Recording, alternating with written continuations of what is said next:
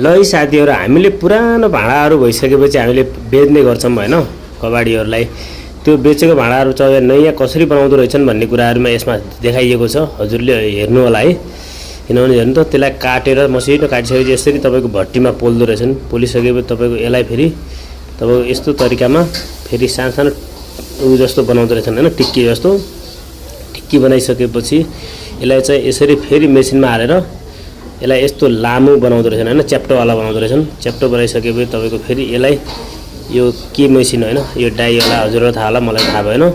यो मेसिनमा हालिसकेपछि यसलाई फेरि यस्तो साइजको आकार बनाउँदो रहेछन्। आकार बनाइसकेपछि तपाईको यसलाई फेरि तपाईको साँचोमा हालिसकेपछि यसलाई फेरि यो किसिमको आकार दिएर तपाईको लास्टमा तपाईको यस्तो बनाएर यसरी तपाईको यो तबेलाको चाहिँ हैन आकार दिँदो रहेछन्।